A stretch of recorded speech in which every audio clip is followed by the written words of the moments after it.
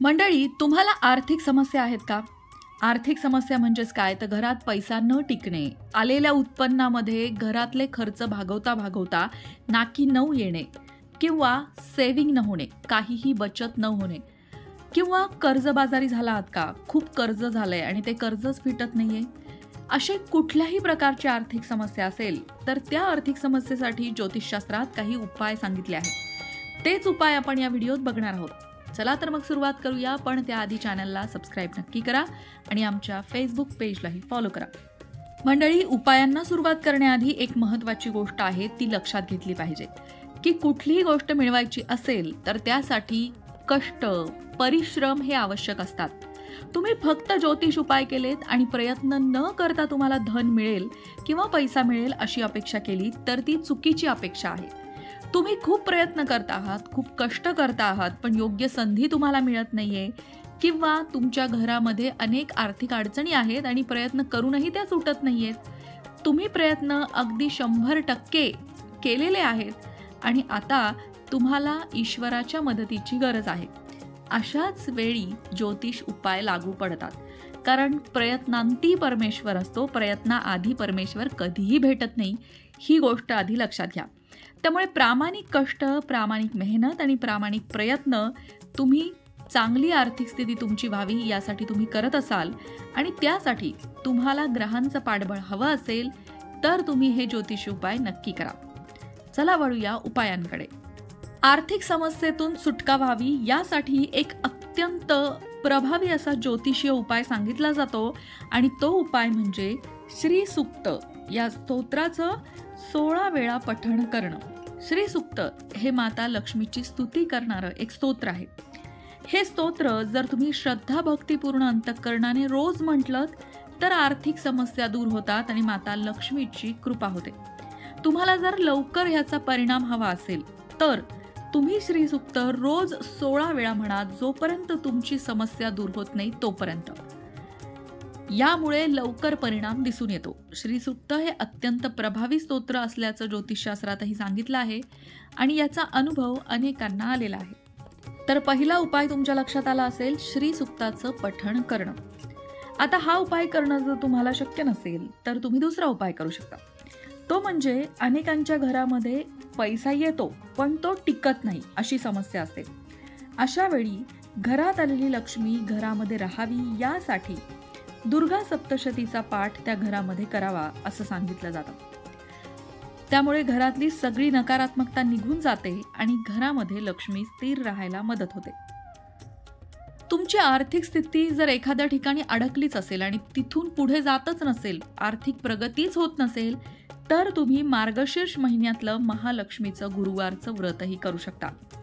मार्गशीर्ष महिन्यातलं हे गुरुवारचं व्रत कसं करावं, या व्रताची पूजा कशी करावी, या व्रताचे नियम काय आहेत, हे सगळे व्हिडिओ आपल्या लोकमत भक्ती चॅनलवर आहेत, ते नक्की बघा. आणखीन एक उपाय जो सांगितला जातो तो म्हणजे लक्ष्मी गायत्री मंत्राचा 108 वेळा जप करणं. तुम्हाला जर या आत्तापर्यंत सांगितलेल्या कुठल्याही उपायांमधला उपाय करणं शक्य नसेल तर तुम्ही हा उपाय करू शकता. तो म्हणजे लक्ष्मी गायत्री मंत्राचा रोज 108 वेळा म्हणजे 1 माळ जप करणं. आता लक्ष्मी गायत्री मंत्र कोणता आहे सांगते, ऐका.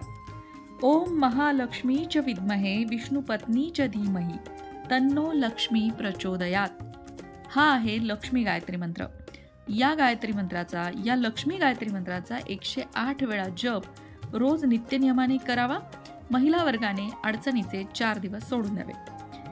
त्यामुळे माता लक्ष्मीची कृपा होते आणि आर्थिक समस्या हळूहळू सुटू लागतात असं म्हटलं जातं. मित्रांनो, पुढच्या उपायांकडे वळण्याआधी एक महत्त्वाची गोष्ट, या व्हिडिओत 7-8 उपाय आपण बघणार आहोत, पण तुम्हाला ते सगळेच करायचेत असं नाही.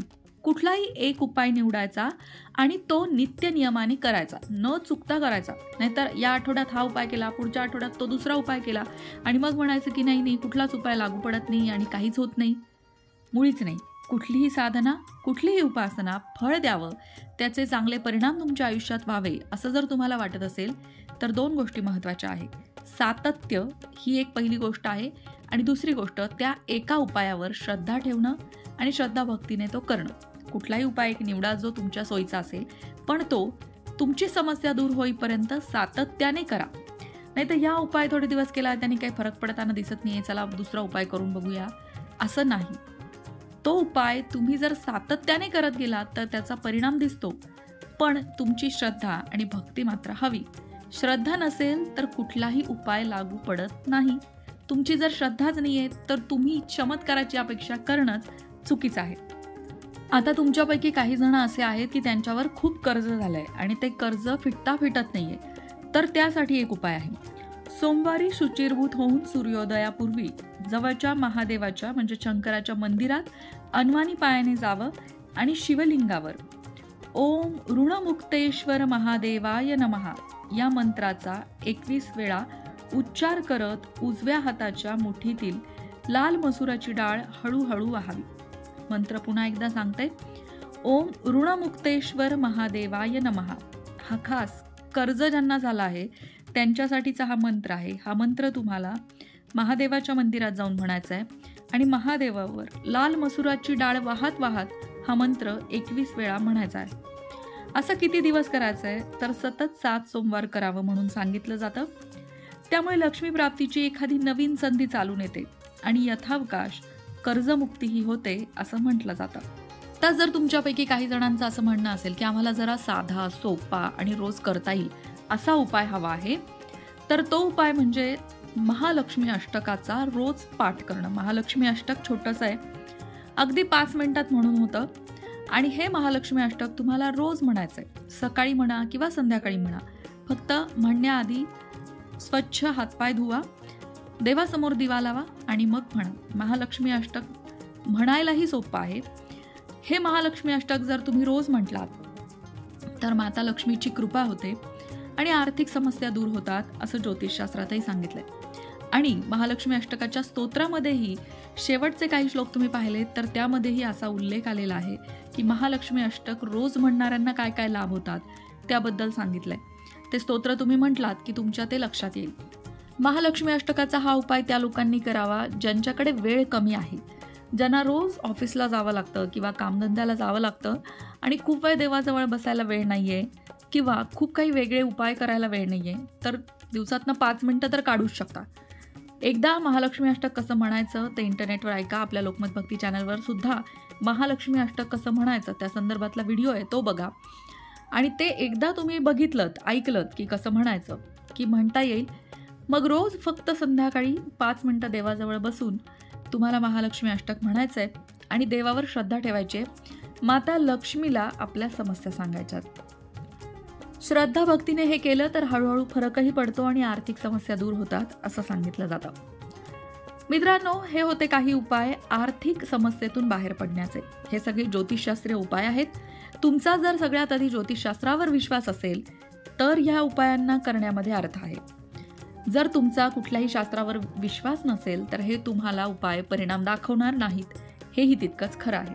श्रद्धा भक्तीने केलेला कुठलाही उपाय परिणाम दाखवतो, पण त्याचबरोबरीने तुम्ही कष्ट करणं सोडायचं नाहीये, कारण माता लक्ष्मी सुद्धा कष्ट करणाऱ्यांवर प्रसन्न होते. दे रे हरी खाटल्यावरी असं कुठेही नसतं. तुम्ही प्रयत्न करा, तुम्ही कष्ट करा, नवीन नवीन संधी शोधत राहा, मग तुमच्या प्रयत्नांना यश देण्याचं काम ईश्वर करत असतो.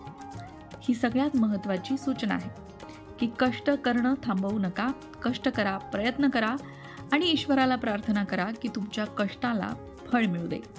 मग बघा, ईश्वराच्या कृपेचा अनुभव तुम्हालाही नक्कीच येईल. जय महालक्ष्मी. अशाच प्रकारच्या माहितीपूर्ण व्हिडिओंसाठी लोकमत भक्ती चॅनलला सबस्क्राईब करा आणि बेल आयकॉनवर सुद्धा क्लिक करा, म्हणजे आमच्या नवनवीन व्हिडिओचं नोटिफिकेशन तुम्हाला मिळत राहील. तसंच योग्य आध्यात्मिक मार्गदर्शनासाठी लोकमत भक्तीच्या फेसबुक पेजला फॉलो करायला विसरू नका.